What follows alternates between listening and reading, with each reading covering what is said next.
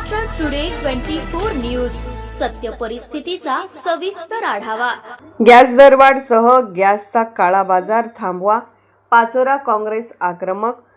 Gas भाववाढसह काळा बाजार रोखण्यासाठी पाचोरा काँग्रेसने आक्रमक भूमिका घेऊन तात्काळ तहसीलदार यांनी कारवाईचे आदेश दिले।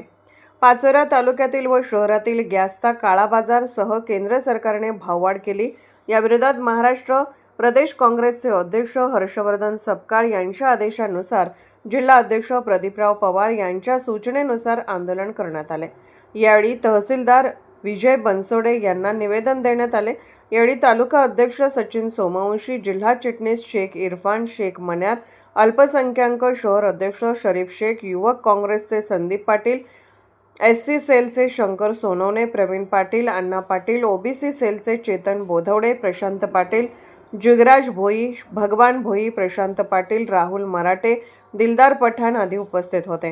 देशामध्ये स्मृती इराणी नावाच्या बाईने गॅसचा थोडासा भाव वाढला तरी पुऱ्या देशात आंदोलन सुरू केले होते। ती हंडी पण गायब झाली तिची आणि ती पण गायब झालेली आहे आणि ती मॅडम कुठे गेली माहीत नाही। परंतु देशामध्ये गॅसचा जो चटका आणि वणवा बसतो आहे तो मोठा झालेला आहे। भाववाढ खूप प्रचंड झालेली आहे। 60 रुपये म्हणजे खूप झालेली आहे बरं का। या गॅसवाढीच्या विरोधात हे आज पाचोरा काँग्रेसने आंदोलन केलेलं आहे आणि या आंदोलनाला जे हर्षवर्धन सपकाळ साहेब यांनी महाराष्ट्रामध्ये भर आंदोलन गॅसच्या संदर्भात केले होते।